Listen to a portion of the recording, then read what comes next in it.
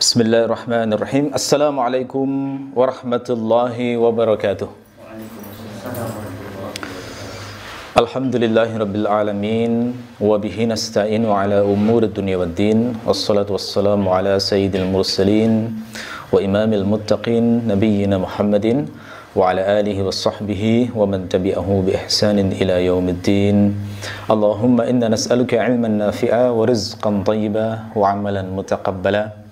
Allahumma habib ilayna al-iman wa zayyinhu fi qulubina wa karrih ilayna al-kufra wal fusuq wal isyan waj'alna minar rasyidin, amma ba'du. Baik saudaraku sekalian rahimakumullah, alhamdulillah Allah telah memberikan taufik kepada kita untuk bisa melanjutkan kembali kajian kita, dan hari ini sebagaimana sudah kita rencanakan, kita akan melaksanakan kajian tafsir, dan kita berharap kajian tafsir ini bisa tuntas mulai surah Al-Fatihah hingga surah An-Nas. Tafsir adalah ilmu yang sangat agung, dan karena ilmu ini sangat penting, banyak para ulama memberikan perhatian tinggi terhadap ilmu ini. Ilmu tafsir itu adalah ilmu yang langsung berusaha menerangkan Al-Quran, sementara Quran itu adalah dasar tertinggi untuk ajaran Islam. Jadi atas dasar ini dan banyak pertimbangan-pertimbangan yang lainnya, kita memang memutuskan untuk mengkaji tafsir Al-Quran. Nah, untuk kajian tafsir kita berusaha untuk menyampaikannya dengan cara yang pertengahan, tidak terlalu panjang dan juga tidak terlalu pendek. Yang jelas target kita mengkaji tafsir ini adalah untuk langsung dipraktekkan. Jadi sedapat mungkin kita mengkaji ilmu-ilmu yang langsung bisa diamalkan. Jadi beberapa pembahasan ilmu yang sifatnya teoritis dan memang itu diperlukan oleh ulama saja, maka itu kita lewati. Rujukan-rujukannya sebagaimana sudah pernah kita kaji di sebelumnya. Kita nanti mengkaji tafsir ini memakai beberapa rujukan tafsir muktabar, di antaranya tafsir Jalalain, kemudian tafsir Ibnu Katsir, kemudian tafsir Al-Qurtubi, kemudian tafsir Asy-Syaukani, tafsir Ibnu Asyur, termasuk saya memakai tafsirnya Hamka. Tafsir Hamka ini sangat bagus untuk memberikan ulasan-ulasan terkait dengan akhlak dan pembentukan karakter kepribadian dari seseorang. Ya, baik. Nah, di pertemuan pertama ini, sebagaimana kita agendakan, kita akan memulai tafsir Al-Fatihah. Ya, dan di pertemuan pertama ini kita akan membahas ringkasannya terlebih dahulu. Ringkasan dari tafsir Al-Fatihah. Setelah itu nanti secara rutin tiap pertemuan kita bahas per ayat. Jadi pertemuan depan kita bahas tafsirnya Bismillahirrahmanirrahim, berikutnya adalah tafsir Alhamdulillahirabbil alamin, dan seterusnya. Jadi kira-kira seperti itu metodenya. Dan untuk surat-surat berikutnya kondisional. Bisa jadi satu pertemuan dibahas beberapa ayat, bisa jadi 2-3 ayat, bisa 1 ayat, ya tergantung kondisi dan pembahasan yang memang diperlukan. Baik, kita mulai sekarang tafsirnya. Surah Al-Fatihah itu termasuk surah Makkiyah, artinya turun di Mekah. Apa sih pentingnya membahas Makkiyah dan Madaniyah? Banyak. Tapi untuk amal begini, paling tidak, kalau kita mendapatkan informasi bahwa surat itu adalah Makkiyah, maka bayangkan bahwa sebuah ayat itu turun pada masyarakat yang jahil, masyarakat yang tidak mengerti wahyu Allah, tidak mengerti petunjuk Allah, yang hidupnya hanya mengejar kenikmatan, yang hidupnya hanya mengejar kebahagiaan dunia, yang hidupnya hanya mengejar kesejahteraan, hanya menuruti hawa nafsunya, yang terbiasa dengan memakan bangkai, membunuh anak bayi hidup-hidup, dan berbagai jenis kemungkaran yang lainnya. Jadi bayangkan masyarakat seperti ini. Bisa jadi masyarakat Arab jahiliyah itu memiliki sejumlah kebiasaan-kebiasaan baik, tanda kutip. Misalnya memuliakan tamu, kemudian menepati janji, memberi makan orang miskin, menyantuni janda. Itu nilai-nilai semacam itu sudah ada sejak dulu. Ada tokoh yang terkenal bernama Hatim At-Ta'i misalnya, itu sangat terkenal, dermawan sekali orang Arab. Keberanian juga demikian. Kalau perang itu banyak dibanggakan dalam syair-syair mereka. Ya. Berbakti pada orang tua juga sudah ada di zaman jahiliyah. Cuma masalahnya adalah mereka melakukannya bukan atas dasar ingin menyenangkan Allah. Artinya berarti mereka melakukannya bukan dalam rangka menyembah Allah. Mungkin mereka ingin mendapatkan nama yang harum, mungkin biar menjadi kenangan dalam sejarah, mungkin biar dipuji-puji oleh kaumnya, bisa untuk kebanggaan, dan semua nilai-nilai rendah duniawi lainnya. Jadi bayangkan masyarakat yang seperti ini. Maka ketika turun ayat dalam konteks masyarakat seperti ini, kira-kira seperti apa ya suasananya, rasanya yang dikehendaki Allah pada saya itu bagaimana? Nah, kira-kira begitu yang harus kita rasakan saat mendapatkan informasi bahwa sebuah ayat itu makiyah. Jadi itu latar belakang itu bermanfaat untuk membuat kita menghayati sebenarnya apa pesan Allah terhadap seorang hamba pada saat menurunkan sebuah ayat. Ya. Kata Al-Baihaqi di dalam kitab Dalailun Nubuwah, beliau membawakan sebuah riwayat yang munqati', yang terputus sanadnya, tetapi beliau mengandaikan seandainya bisa naik derajat mahfuz, maka bisa disimpulkan berdasarkan riwayat ini bahwa surah Al-Fatihah itu turun setelah surat Al-Alaq dan surat Al-Muddathir. Jadi bukan ayat pertama yang turun, tetapi turunnya setelah surat Al-Alaq dan surat Al-Muddathir. Gimana riwayatnya? Saya bacakan ringkasannya saja, maknanya. Jadi suatu hari Rasulullah itu berkata kepada Khadijah, beliau mengatakan begini, Inni idza khalautu wahdi sami'tu nidaan wa qad wallahi khasyitu an yakuna hadza amran. Jadi terjemahan bebasnya begini kira-kira, Khadijah, aku ini saat berkholwat, saat tahannus di Gua Hira itu kira-kira ya, itu aku itu pernah mendengar suara panggilan. Jadi manggil namaku, hei Muhammad, begitu. Dan aku itu khawatir kalau ini adalah semacam gangguan jiwa pada saya. Artinya sebenarnya nggak ada yang mendengar, tapi saya merasa seolah-olah saya mendengar itu. Nah itu kerisauan Rasulullah itu pernah mengalami kerisauan seperti itu. Lalu kemudian Khadijah mengatakan, Ma'adzallah ma kana liyaf'ala bika. Maha suci Allah, mustahil Allah akan menghinakan engkau seperti itu. Kenapa? Ya, karena engkau adalah orang yang selalu menunaikan amanah, selalu menyambung silaturahim, dan selalu berkata jujur. Nah, jadi Khadijah ini memberitahu bagaimana sifat mulia Nabi selama ini. Jadi tidak mungkin kalau dengan sifat mulia semacam itu kemudian oleh Allah diberi yang semacam itu, begitu. Lalu kemudian tiba-tiba bertamulah Abu Bakar ke rumah Rasulullah. Saat itu Rasulullah tidak ada. Lalu kemudian Khadijah menceritakan kisahnya Rasulullah itu kepada Abu Bakar. Kemudian Khadijah mengatakan, Ya Atiq, idhab ma'a Muhammad ila Waraqah. Hai Atiq, jadi panggilan Abu Bakar saat masa jahiliyah itu adalah Atiq. Hai Atiq, coba pergilah bersama Muhammad ke Waraqah. Ya.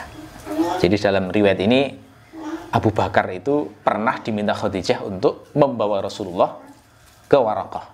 Nah, Waraqah itu siapa? Tentu saja sudah terkenal ya, paman Khadijah yang mempelajari Injil kemudian mengikuti ajaran Nabi Isa dari Injil yang didapatkannya itu. Nah, kemudian ketika Rasulullah masuk ke dalam rumah, Abu Bakar menggamit tangannya kemudian mengatakan, intaliq bina ila Waraqah, ayo kita ke rumah Waraqah. Rasulullah heran, memang siapa yang memberitahu engkau kisahku? Terus Abu Bakar bilang, Khadijah. Akhirnya kemudian Rasulullah mengikuti saran itu, datanglah ke rumah Waraqah. Di rumah Waraqah, Rasulullah kemudian menceritakan sama persis seperti kepada Khadijah. Beliau mengatakan, "Idza khalautu wahdi sami'tu nidaan khalfi ya Muhammad fa antaliqu hariban fil ardi." Aku itu kalau berkhalwat sendirian, itu ada suara dari belakangku memanggil ya Muhammad, maka aku pun berlari pergi. Kemudian Waraqah mengatakan, la taf'al, jangan seperti itu. Nanti kalau datang lagi seperti itu, maka tetaplah di tempatmu dan dengarkan apa yang ia ucapkan. Setelah itu kemudian datangi aku kembali dan beritahu aku. Akhirnya kemudian Rasulullah berkhalwat lagi, lalu kemudian ada suara ya Muhammad. Diam Rasulullah mendengarkan. Qul, katakan, Bismillahirrahmanirrahim, Alhamdulillahi Rabbil Alamin, hingga waladhdallin. Ya. Setelah itu kemudian suara itu mengatakan, Qul la ilaha illallah, katakan tiada Tuhan selain Allah. Jadi riwayat ini menunjukkan kisah turunnya surat Al-Fatihah. Ya, lalu kemudian datang ke Waraqah, diceritakan lagi, maka Waraqah gembira sekali kemudian mengatakan, abshir, gembiralah. Fa ana asyhadu annaka allazi basyara bihi ibnu Maryam. Aku bersaksi engkau adalah orang yang dipersaksikan oleh ibnu Maryam bahwa engkau adalah nabi terakhir itu. Dan yang datang kepadamu adalah yang seperti datang kepada Musa. Engkau adalah nabi yang diutus dan engkau akan diperintahkan jihad setelah hari ini. Seandainya aku menemui hari itu, maka aku akan berjihad bersamamu. Setelah Waraqah wafat, kemudian Rasulullah menceritakan, laqad ra'aitul qissa fil jannah alaihi thiyabul harir li'annahu amana bi. Aku telah melihat Pak Pendeta itu, maksudnya Waraqah itu ya, Al-Qis, itu di surga. Dan dia memakai baju sutra karena dia telah beriman kepadaku. Nah, jadi ini riwayat ini sanadnya munqati ya, tetapi Al-Baihaqi mengandaikan seandainya mahfuz, maka ini maknanya adalah turunnya setelah surat Al-Alaq dan surat Al-Muddathir. Jadi ada beberapa kisah berarti maknanya seperti itu. Satu ulama lagi mengatakan bahwa Al-Fatihah itu turun persis saat mulai ada perintah sholat. Jadi sholat itu kan namanya, sholat itu kan di bacaan Fatihah itu keharusan gitu ya. Jadi ini bareng dengan turunnya perintah sholat. Sementara perintah sholat itu sudah turun sejak awal Rasulullah diutus. Bedakan turunnya perintah sholat dengan turunnya perintah sholat 5 waktu, itu beda. Jadi kalau turunnya sholat perintah 5 waktu itu setelah Khadijah wafat, setelah Abu Thalib wafat ya, peristiwa Isra Mi'raj. Tetapi sebelum itu sudah ada perintah sholat. Cuma waktu itu belum 5 waktu. Jadi masih 2 kali, masih subuh, pagi sama petang, itu aja. Dan saat itu sudah turun perintah sholat. Ya, oke. Jadi itu penjelasan tentang Makkiyah Madaniyah, termasuk sebabun nuzulnya, mengapa itu turun. Sekarang kita membahas keutamaannya. Apa keutamaan surat Al-Fatihah? Surah Al-Fatihah itu keutamaannya banyak sekali. Ada satu kitab khusus yang sangat bagus menjelaskan keutamaan-keutamaan surat dalam Al-Quran. Ingat saya judulnya adalah Mausu'ah Fadaili Suwar gitu ya. Jadi ensiklopedi keutamaan surat-surat Al-Quran. Ya, saya terangkan di sini beberapa hal yang penting-penting saja.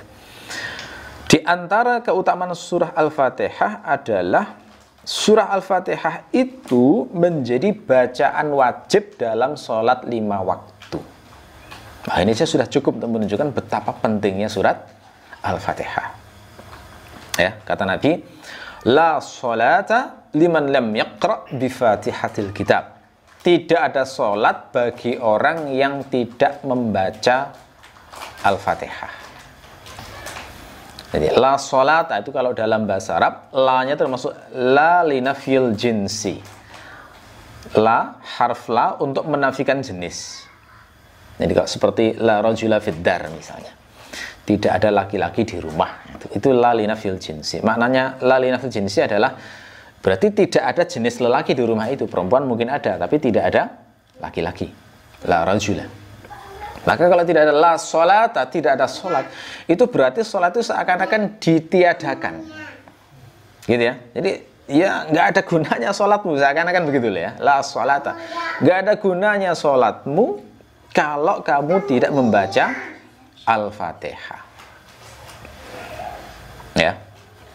Ini menunjukkan betapa Allah itu pengen betul kita itu serius membaca surat ini dalam sholat.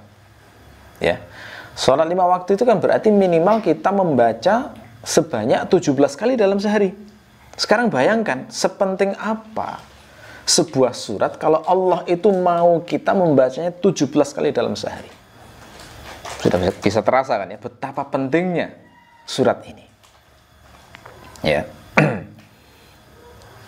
Kalau di dalam surat Al-Fatihah itu ada doa, seakan-akan doa ada dalam surat Fatihah itu ribuan kali lebih penting dari semua doa yang terbesit dalam kepala kita. Nah, kira-kira begitu ya. Itu menunjukkan betapa pentingnya surah Al-Fatihah. Maka di sini kita bisa merasakan betapa pentingnya mengkaji tafsir surah Al-Fatihah, karena ini kita baca terus setiap hari 17 kali. Dan harusnya nggak boleh bosan begitu ya. Karena kalau ngerti bagaimana padat dan luasnya ilmu Al-Fatihah itu laksana samudra. Nanti saya terangkan bagaimana itu. Bagaimana luasnya. Sehingga seakan-akan orang itu ketika membaca satu kali Al-Fatihah itu seharusnya dia mendapatkan pengalaman yang berbeda saat dia membaca surat Al-Fatihah di kesempatan yang lainnya. Ya, ini keutamaan yang pertama. Keutamaan yang kedua adalah Al-Fatihah itu adalah surat yang paling afdol dalam Al-Quran. Ini dinyatakan dalam banyak hadis, di antaranya hadis riwayat At-Tirmidzi. Rasulullah bersabda, "Wallazi nafsi biyadihi, ma unzilat fit Taurati wala fil Injili wala fil Zaburi wala fil Furqani mithluha. Wa innaha sab'un minal mathani wal Qur'anul azim alladzi u'tituhu." Demi jiwaku yang berada di tangannya, tidak pernah diturunkan dalam Taurat atau Injil atau Zabur, dan tidak pula dalam Al-Quran yang seperti surat Al-Fatihah ini. Nah, jadi bisa kita bayangkan ya, tidak pernah Allah itu menurunkan wahyu yang sepenting, sehebat dan sedahsyat Al-Fatihah sejak zamannya Nabi Musa, Nabi Dawud, Nabi Sulaiman, Nabi Isa. Tidak pernah yang sedahsyat surat Al-Fatihah ini. Jadi nabi-nabi dulu nggak pernah dikasih ini. Hanya Nabi Muhammad saja. Dan untuk umatnya. Ya. Wa innaha sab'un minal mathani, kata Nabi. Dan surat ini itu adalah 7 ayat yang berulang-ulang serta bacaan agung yang aku diberinya. Ya, ini ya. Kemudian keutamaan yang lainnya adalah Al-Fatihah itu adalah ringkasan seluruh kitab yang pernah diturunkan Allah. Jadi sejak zaman Nabi Adam sampai sebelum Nabi Muhammad diutus, Allah itu kan menurunkan kitab berkali-kali. Setiap Nabi dikasih wahyu, dikasih petunjuk untuk membuat manusia itu biar tidak tersesat.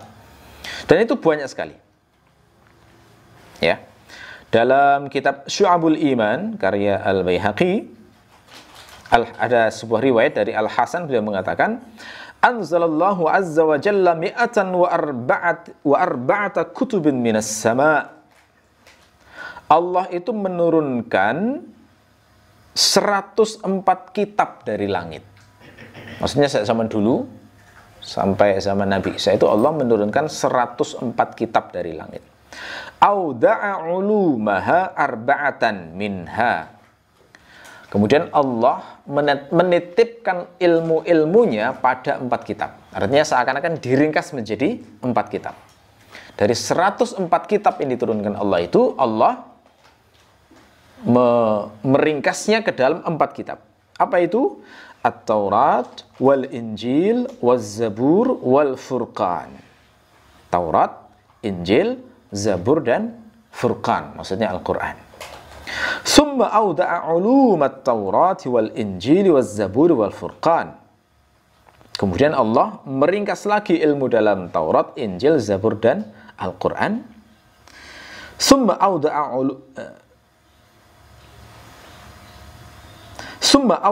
ulumal Quran al-mufassal. Kemudian Allah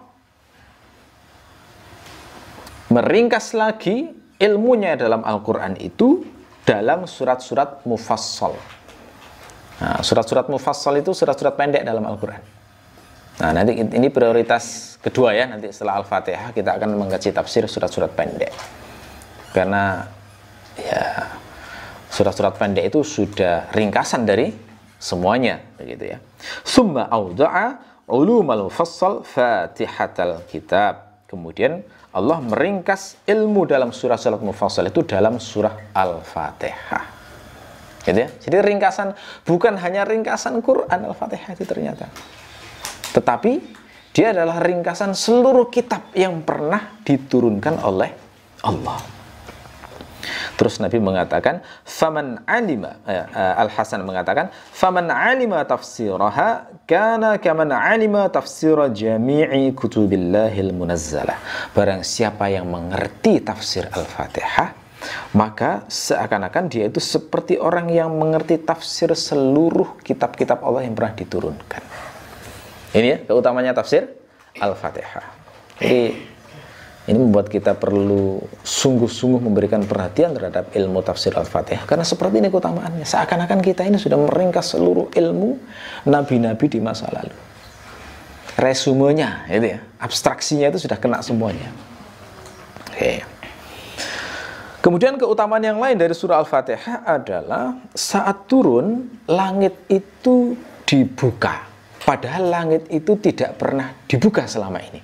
Dan hanya dibuka saat turunnya surat Al-Fatihah. Yang membawa adalah seorang malaikat yang tidak pernah turun selama ini dan hanya turun untuk membawakan surat Al-Fatihah. Dan surat ini disebut sebagai cahaya, hanya diberikan pada Nabi Muhammad dan menjadi kalimat ajaib. Kenapa menjadi kalimat ajaib? Karena kalau dibaca dengan sungguh-sungguh, maka Allah pasti akan mengabulkan permintaan yang ada dalam surat Al-Fatihah itu.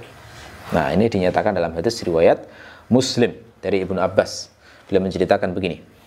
Baina Jibril qa'idun 'inda Nabi sallallahu alaihi wasallam sami'a naqidan min fawqihi. Tatkala Jibril itu duduk di sisi Nabi, tiba-tiba beliau mendengar suara dari atas.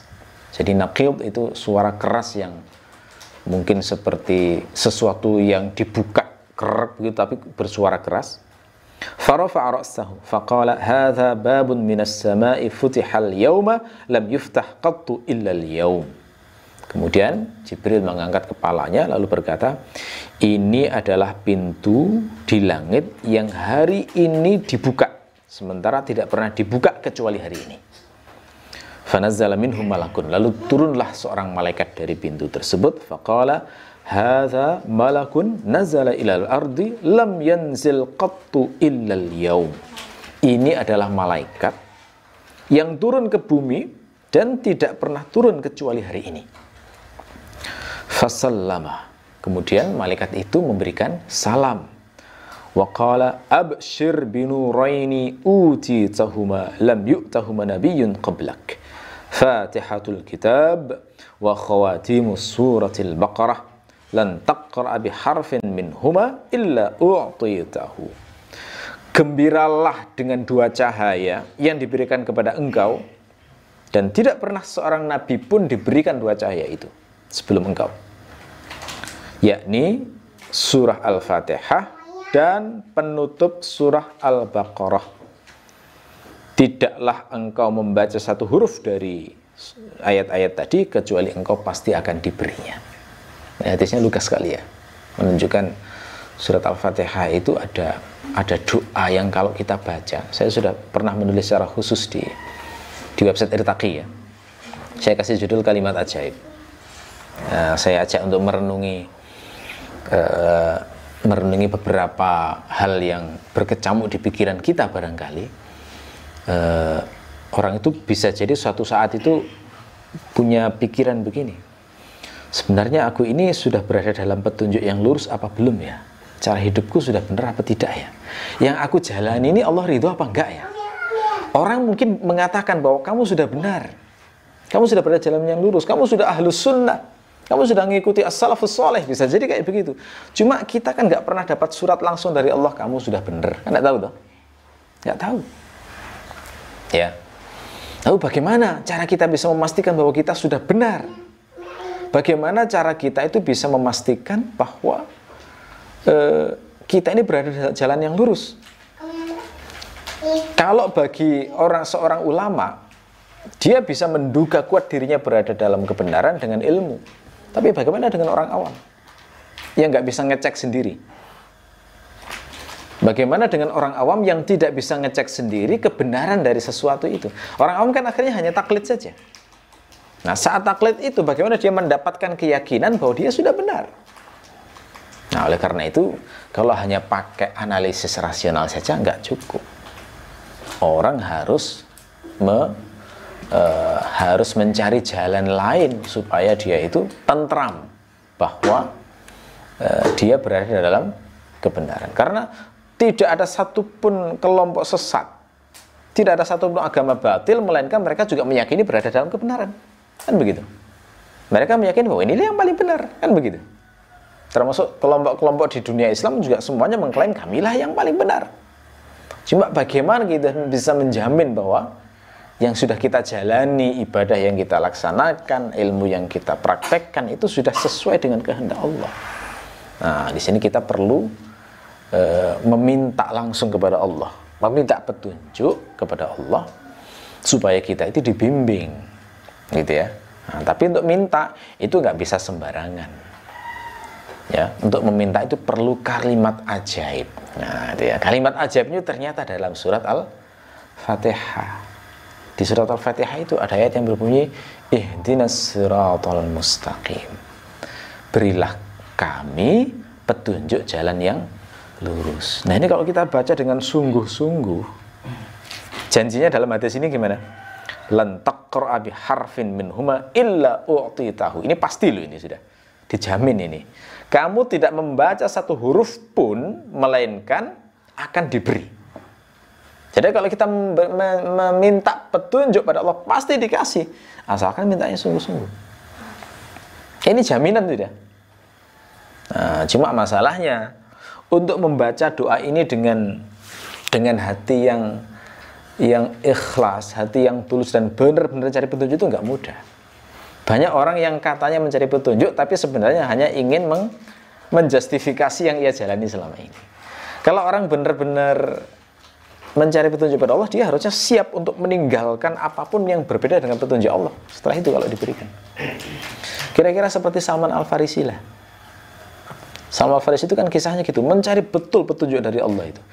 Ketika diberitahu petunjuk itu ada di Nasrani, diikuti Nasrani. Ketika Nasrani kemudian ulamanya yang masih mengikuti ajaran Nabi itu memberitahu bahwa petunjuk itu nanti di Arab, ya diikuti di Arab. Ya, mengikuti Nabi Muhammad. Itu dengan semangat rela meninggalkan semua yang ia miliki hari ini. Dia tinggalkan keluarganya, tinggalkan kenikmatan hidupnya, ditinggalkan hartanya.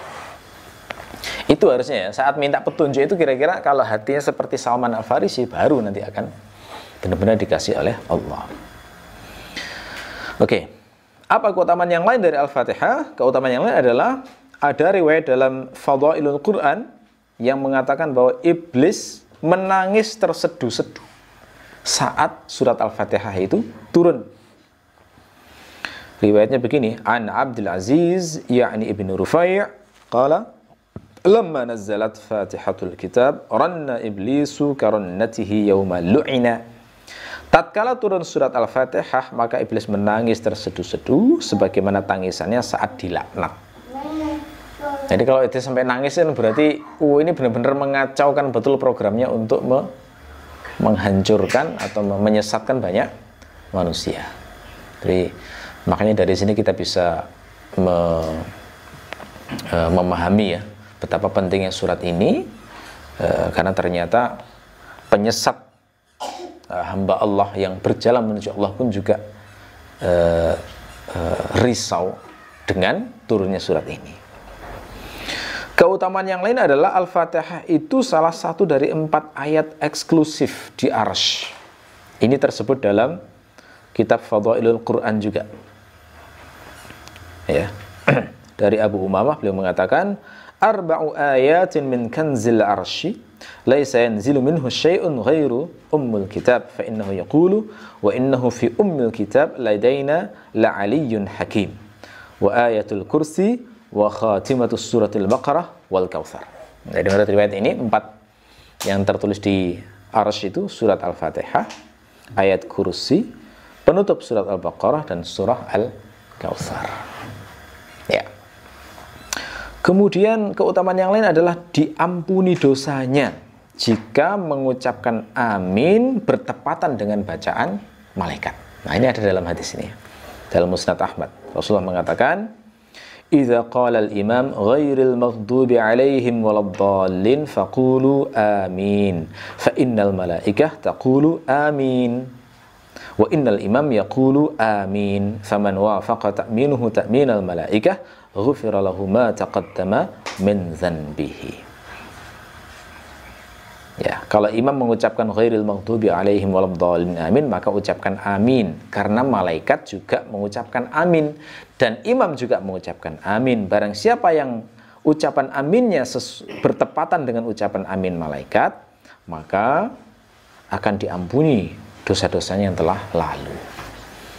Jadi Al-Fatihah itu membersihkan dosa kita, ya, membersihkan dosa kita. Ini jadi ihtisab penting bagi kita. Jadi saat mengucapkan amin itu kita bisa terbantu untuk tidak ngelamun ya. Oh, ini saat ini malaikat sedang mengucapkan amin bersama-sama saya, dan saya mendapatkan janji diampuni dosa saya kalau amin saya bertepatan dengan amin malaikat. Gitu ya. Keutamaan yang lain adalah bisa dipakai untuk ruqyah. Nah, ini banyak dalam riwayat yang lain ya. Ada riwayat seseorang meruqyah orang yang dipatuk ular dengan surat Al-Fatihah, sakit diruqyah sembuh. Dan masih banyak yang lain. Ini saya sebutkan yang penting-penting saja ya. Karena riwayat yang lain itu juga kadang-kadang riwayatnya kelemahannya terlalu sehingga barangkali untuk keutamaan itu tidak sama seperti riwayat-riwayat sahih atau yang tidak terlalu dhaif seperti yang saya sebutkan tadi. Baik, berikutnya setelah membahas tentang keutamaan, sekarang kita akan membahas mengapa dinamakan surah Al-Fatihah. Ya. Nama Al-Fatihah itu sebenarnya bukan satu-satunya nama.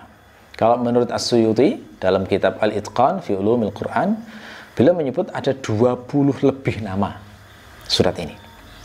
Kok bisa menjadi banyak begitu? Nah, sebabnya adalah karena para qurra, para ahli Quran itu banyak yang mensifati Quran itu dengan sifat-sifat tertentu sehingga akhirnya menjadi nama.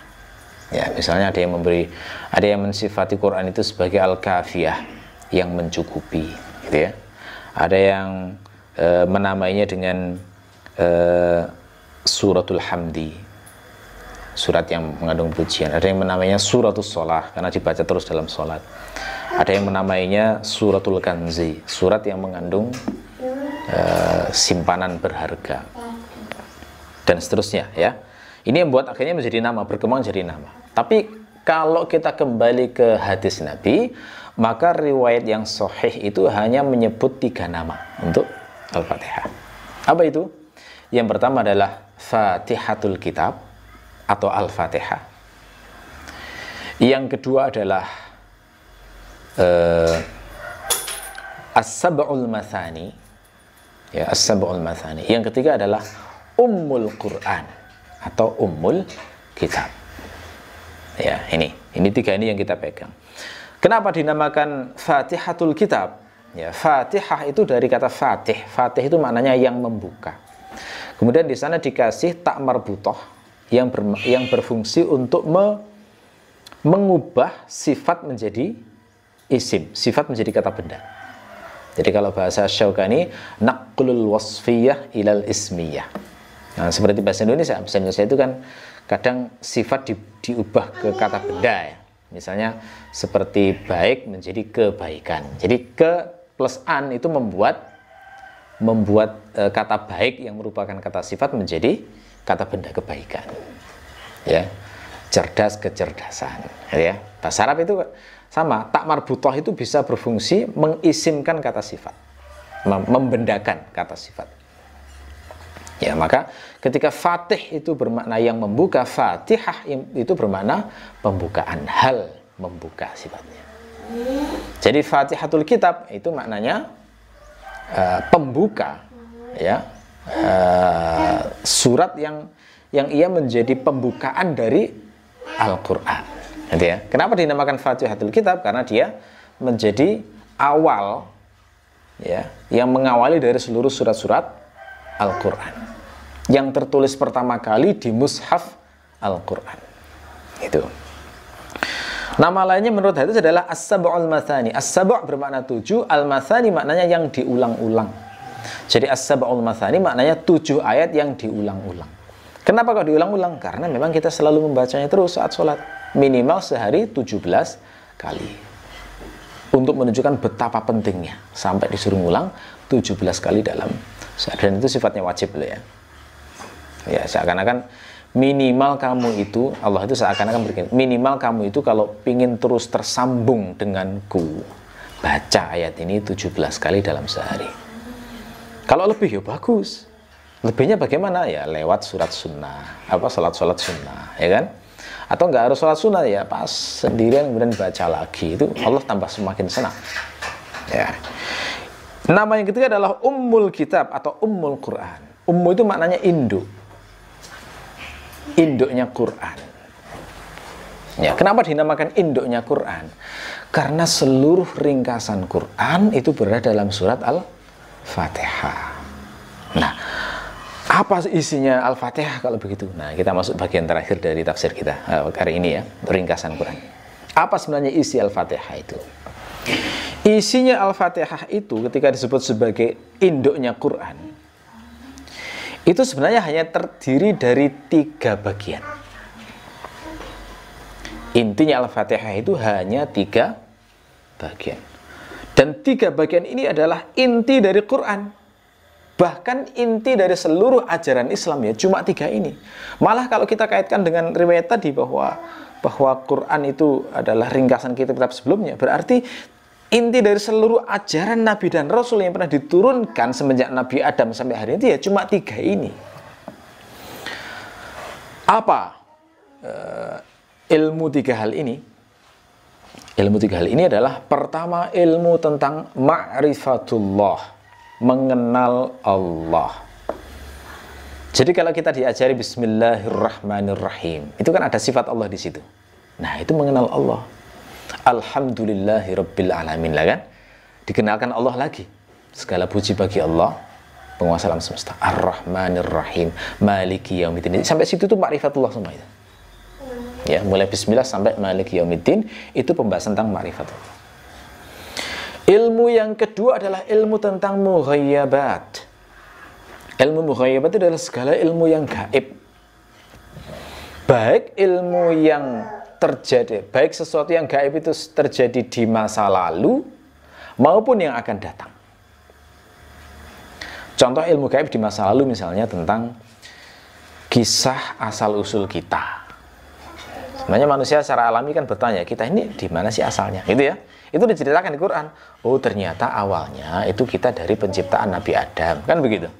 Oh, di langit dulu pernah ada percakapan antara Allah dengan malaikat.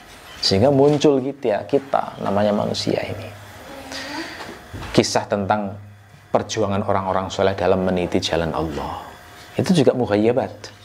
Kisahnya Nabi kisahnya nabi-nabi, Nabi Nuh, kisahnya Nabi Yusuf, kisah sampai jadi satu surat ya, kisahnya Nabi Dawud, Nabi Musa, Nabi Ibrahim, Nabi Ismail, Nabi Isa. Pokoknya semua kisah-kisah di Al-Quran di masa lalu itu jenis mughayyabat.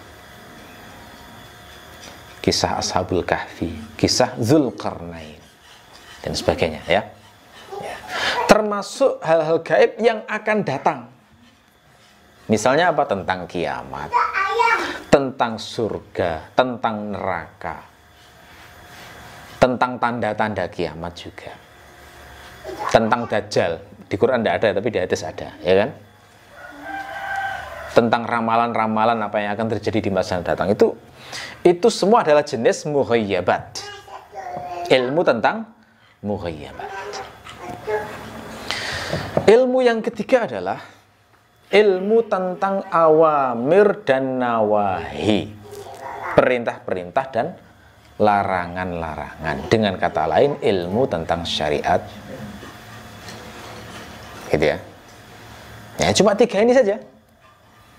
Intinya Al-Fatihah itu di situ. Ma'rifatullah, ilmu ma'rifatullah, ilmu tentang mughayyabat, hal-hal yang gaib, dan awamir serta nawahi. Apa fungsi mengkaji ilmu tentang ma'rifatullah? Mengkaji ilmu tentang Allah itu fungsinya adalah untuk mengenal Allah sesuai dengan haknya.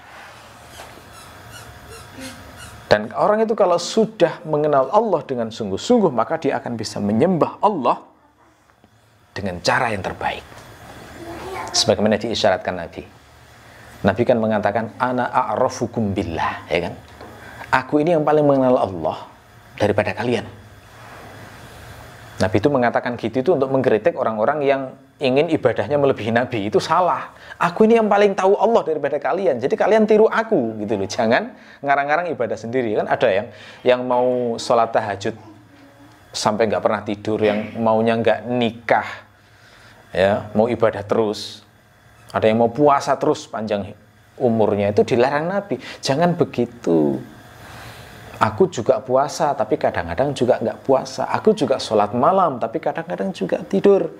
Aku juga menikahi wanita. Faman raghiba an sunnati, gitu. Siapa yang nggak suka sunnahku, falaysa minni, bukan termasuk golonganku. Jadi Nabi mengatakan, aku ini yang paling tahu Allah. Itu menunjukkan, memberikan isyarat, siapa yang mengenal Allah dengan baik, ibadahnya pasti paling sempurna. Karena orang kalau mengenal sesuatu, pasti dia bisa memperlakukan tepat sesuatu itu. Kenapa sih kadang kita itu ketemu orang yang misalnya kurang ajar, kudu, tidak sopan, misalnya ya. Orang-orang, dia berlaku seperti itu karena tidak mengenal orang yang tidak disopaninya itu, gitu ya. Andai kan dia mengenal, nggak akan berani begitu.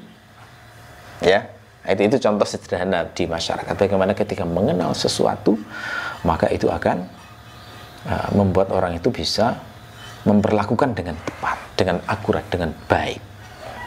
Itu fungsi dari ilmu ma'rifatullah. Nah, efek belajar ma'rifatullah itu bukan debat. Bukan. Belajar tentang Allah itu efeknya adalah takut kepada Allah, gentar kepada Allah, lalu kemudian cinta kepada Allah, ya, lalu kemudian bertumbuh hanya kepada Allah. Itu hakikat ibadah kayak begitu. Makanya belajar ilmu ma'rifatullah dimanapun, pegang betul efek ini. Kalau belajar tentang Allah efeknya debat, tinggal itu majelis, aduh, sudah, itu nggak bermanfaat bagi kita, gitu ya. Belajar tentang Allah efeknya harus semakin menambah rasa takut pada Allah. Seperti yang diisyaratkan dalam Al-Quran, innama yakhsyallaha min ibadihil ulama. Yang takut pada Allah itu hanya orang-orang yang punya pengetahuan, gitu ya. Orang punya ilmu, punya ma'rifatullah, kemudian efeknya takut pada Allah. Seperti Rasulullah, seperti para nabi dan rasul dan orang-orang soleh, ketika mengenal Allah luar biasa, takutnya dahsyat pada Allah.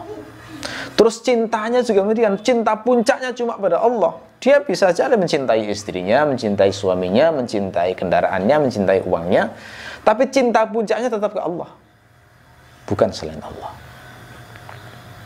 Ya, jadi itu efek terpenting membahas ma'rifatullah. Lalu apa fungsi ilmu mughayyabat?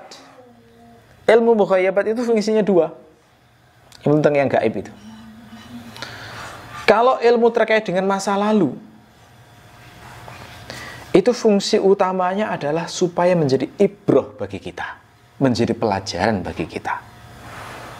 Misalnya kita dikasih tahu tentang Ashabul Kahfi, itu kan biar jadi pelajaran. Oh, begini loh perjuangan orang ingin membela akidahnya, membela imannya, perjuangan orang untuk menyembah Allah sungguh-sungguh itu zaman dulu sampai kayak gini loh. Jabatan sampai ditinggal, uang sampai ditinggal, hidup terlunta-lunta, dikejar-kejar sampai sembunyi di gua. Nah, itu kan jadi pelajaran bagi kita. Oh, seperti ini toh perjuangan Nabi Musa itu. Beliau itu sudah memberikan kebaikan banyak pada orang Bani Israel, tapi degilnya kayak begitu umatnya itu. Misalnya, ya kan? Itu kan menjadi penghibur bagi dai-dai yang melanjutkan memperjuangkan agama Allah itu. Termasuk kalau kita mempelajari tentang sirah Rasulullah. Jadi pelajaran, jadi ibroh intinya. Ya. Ya. Terus berita-berita tentang masa depan, apa fungsinya? Terutama tentang akhirat itu. Fungsi utama mempelajari tentang akhirat adalah untuk membentuk hidup zuhud. Kenapa? Karena orang yang percaya akhirat, dia tahu bahwa dunia ini sementara. Sementara kan ditinggal toh. Kalau ditinggal ngapain kok harus dilebaisasi, begitu ya. Jadi zuhud target utamanya. Jadi belajar ilmu tentang gaib itu bukan untuk jadi peramal, bukan. Salah itu. Belajar ilmu tentang gaib bukan untuk menjadi peramal, dikit-dikit kemudian meramalkan yang malah merisaukan, keliru. Belajar tentang yang gaib itu juga bukan untuk keren-kerenan, bukan. Harus ada efeknya begitu. Apa ibroh yang saya dapatkan setelah saya belajar ilmu ini? Ya. Adakah bertambah sifat zuhud saya? Apakah bertambah kekuatan saya untuk menjalankan din ini setelah mengambil pelajaran dari masa lalu? Begitu ya. Kisah Nabi Yusuf itu misalnya, Masya Allah, itu contoh yang terbaik untuk orang yang disakiti orang lain. Ya. Kita semua kan pasti pernah diuji disakiti orang tuh. Pasti itu pernah. Cuma levelnya bertingkat-tingkat. Level terhebat itu Nabi Yusuf itu, coba. Disakiti bukan siapa-siapa, saudaranya sendiri loh, coba. Kita disakiti orang itu ya, disakiti teman, tetangga, disakiti orang yang bermuamalah dengan kita, itu mungkin betul sakit, tapi nggak bisa mengalahkan rasa sakitnya kalau menyakiti kerabat kita sendiri. Luar biasa itu. Nabi Yusuf mengalami itu, dibully oleh saudaranya sendiri yang harusnya sangat menyayangi beliau. Dan level kejahatannya bukan hanya digunjing loh ya, berusaha dibunuh itu, coba. Kira-kira sakitnya seperti apa itu Nabi Yusuf itu? Lalu Allah membalik nasibnya. Setelah dihinakan kayak gitu, Nabi Yusuf dibuat mulia luar biasa. Saudaranya dibuat terhina, sampai dibuat butuh kepada Nabi Yusuf. Itu kalau orang biasa ngerasain loh, gitu kan? Itu orang biasa. Tapi Nabi Yusuf itu luar biasa ya. Kok bisa level memaafkannya itu nggak sampai mengungkit-ungkit kesalahan saudara, nggak sampai. Kata-katanya mulia banget, la tathriba lakumul yawm. Jadi nggak ada celaan bagi kalian untuk hari ini. Betapa luar biasa. Itu kan ibroh ya, menguatkan kita untuk bisa memaafkan orang. Nabi Yusuf aja bisa, gitu kan? Harusnya kita bisa kalau pengen mulia kan begitu. Itu contoh ya, bro. Lalu untuk ilmu yang ketiga, awamir dan nawahi, fungsinya apa? Fungsinya adalah mengatur cara kita hidup. Karena awamir dan nawahi itu kan nanti munculnya begini, jadi hukum itu. Perintah itu kalau keras namanya wajib, kalau tidak keras namanya sunnah. Larangan kalau keras namanya haram, kalau tidak keras namanya makruh. Lalu kita ada lagi hukum mubah, itu boleh melakukan. Melakukan silakan, nggak melakukan juga silakan. Itu kan ngatur hidup. Biar apa? Biar kita ini hidup sesuai dengan kehendak Allah. Biar kita ini hidup itu sesuai dengan yang diinginkan Allah berdasarkan ilmu. Kan banyak ya di dunia ini orang yang merasa menjalankan perintah Allah padahal bukan. Masalah agama-agama di luar Islam kan gitu tuh. Agama di luar Islam itu mungkin mereka merasa menjalankan perintah Allah padahal tidak. itu kan GR tuh berarti.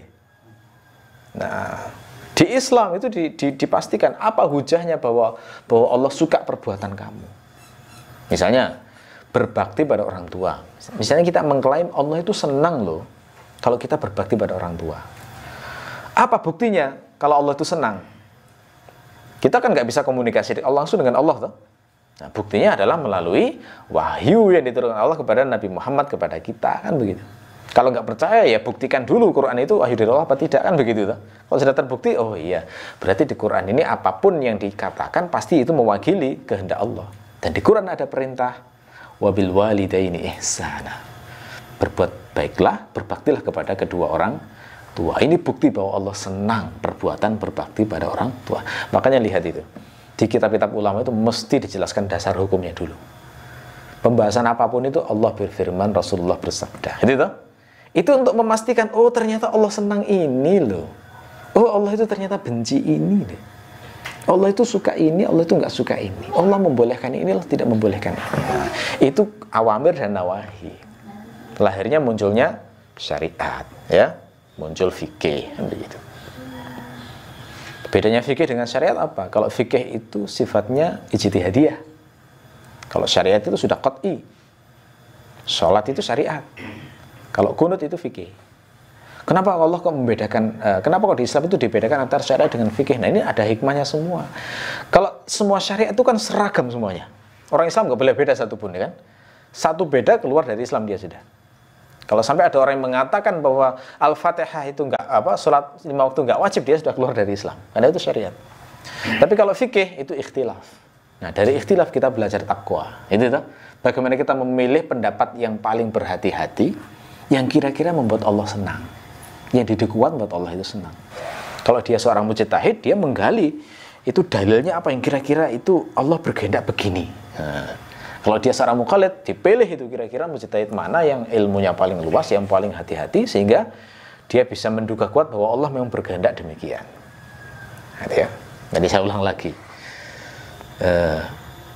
Ma'rifatullah, mughayyabat, dan ilmu tentang awamir serta nawahi. 3 hal ini intinya Al-Fatihah, bahkan intinya Quran. Nah, kalau sudah punya pegangan gini enak. Nanti mentafsir ayat apapun, kembalikan ketiga ini.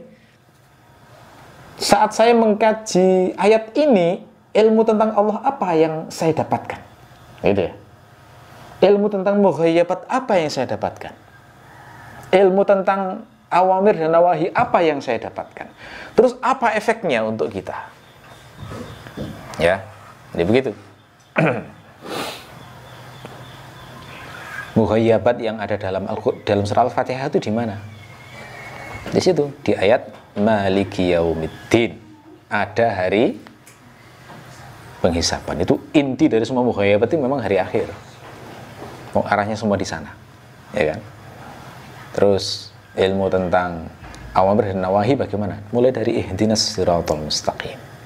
Minta petunjuk jalan hidup. Berarti kan minta petunjuk cara menjalani hidup itu bagaimana?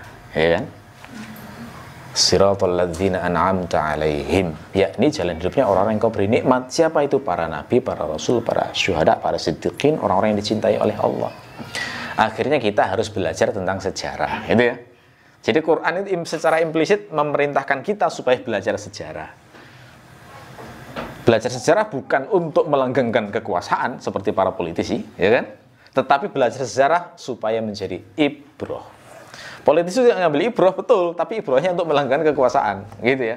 Kalau orang mukmin tidak mengambil pelajaran dari sejarah supaya kita tidak melakukan kesalahan yang sama. Cobalah kalau kita membaca surat Al-Lahab itu, tabbat yada abi lahabi wa tab, binasa Abu Lahab, celaka tangannya Abu Lahab. Itu kan bayangkan marahnya Allah itu kayak apa kira-kira? Kita kan harusnya penasaran ya. Sebenarnya ngapain aja sih Abu Lahab ini kok Allah sampai marah betul, gitu kan? Akhirnya cari sejarahnya. Oh ini ternyata amalnya Abu Lahab. Nah ini ambil jangan kayak gitu, biar Allah tidak marah kepada kita. Terus saat membaca ayat wa yu'thiruna ala anfusihim walau kana bihim khasasah, orang-orang Ansor itu mengutamakan saudaranya meskipun dirinya butuh. Itu kan Allah itu diriwayatkan dalam itu senang banget. Allah itu sampai tersenyum atau tertawa, saya lupa dalam riwayatnya, Sampai diceritakan pada Nabi, kok seneng banget. Gimana sejarahnya ayat ini? Ya, oh ternyata Allah senang dengan memberi makan orang lain. Ya kan? Jadinya terasa betul itu ya. Seperti itu. Ya. Di Al-Fatihah itu mempelajari 3 ilmu ini. Jadi nanti ini saya pesan kepada antum semuanya. Nanti setiap kita mempelajari ayat apapun jangan lupa itu. Jangan lupa frame ini. Selalu diingat-ingat. Ya. Belajar ilmu agama kalau nggak ke arah 3 ini sudahlah, itu nggak usah diprioritaskan karena itu rugi menyanyikan waktu nanti. Jadi bisa langsung dipraktekkan ilmu tentang Allah apa yang saya tambah cinta Allah yang bagaimana, saya tambah takutnya pada Allah itu dengan yang bagaimana, saya nambah zuhudnya itu dengan ilmu yang apa, saya nambah ibrah tambah kuat menjalankan agama itu bagaimana, ilmu syariat apa yang sering kita yang kita butuhkan untuk mengatur hidup ini. Ya. Kajian-kajian kita selama ini itu masih banyak di yang ketiga, awamir dan nawahi. Masih belum terlalu banyak tentang mughayabat dan ma'rifatullah. Insya Allah di tafsir ini saya usahakan penekanan utamanya di situ. Jadi saya nggak bicara banyak lagi fikih ya kalau di tafsir ini. Kalau soal fikih nanti di yang lain sudah terlalu banyak. Di website Irtaqi itu 1000 lebih tulisan, itu mayoritas fikih. Ya ada ilmu tentang ma'rifatullah ada, tapi masih sedikit sekali. Ilmu tentang yang gaib apalagi saya hanya baru mencuplik sedikit-sedikit, padahal sebenarnya banyak itu. Gimana sih kondisi jembatan yang akan dilewati nanti di akhirat? Seperti apa sih kondisi penghisapan itu? Tentang saksi-saksi dalam penghisapan itu bagaimana kondisinya? Tentang surga neraka itu siksanya seperti apa, nikmatnya bagaimana? Itu masih kurang sekali kita ya. Nanti akan coba kita maksimalkan di kajian tafsir, termasuk ilmu tentang Allah. Setiap surat itu selalu mengajarkan ilmu tentang ma'rifatullah, selalu ada. Mughayabat juga selalu ada. Ayat-ayat yang diawali yusabbihu lillahi ma fis samawati wa ma fil ard, itu kan mengenal Allah juga tuh. Bayangkan ya kalau kita diajari yang kamu lihat kanan kiri tiap hari itu sebenarnya bertasbih loh kepada Allah. Terus kita bisa menghayati, Masya Allah. Pas jalan tuh rasanya kayak sudah di alam lain, ya kan? Rasanya kayak di alam malakut. Karena ya begitulah, kalau di langit memang kayak begitu. Tidak pernah ada satu detik pun di langit itu yang sepi dari zikir. Jadi Rasulullah itu saat di langit itu selalu mendengar ucapan malaikat bertasbih mensucikan Allah. Nah terus kita diajari di Al-Quran. Sebenarnya pepohonan yang kamu lihat, rumput-rumput yang kamu lewati, yang kamu injak, hewan-hewan yang ada di kanan kirimu, semuanya bertasbih itu, memuji pada Allah. Nah, kalau kita menyadari kayak gitu itu, bisa jadi kemudian Allah memberikan ilham pada kita untuk mengikuti tasbih. Iya ya, ini makhluk yang lebih rendah dari saya, mensucikan Allah. Saya yang lebih banyak nikmatnya kok nggak bisa mensucikan Allah.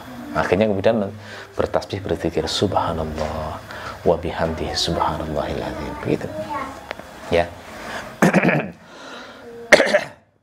Baik, jadi seperti itu ya. Ringkasan dari tafsir Al-Fatihah ini. Insya Allah nanti di pertemuan yang akan datang kita memulai menafsirkan satu ayat sampai selesai.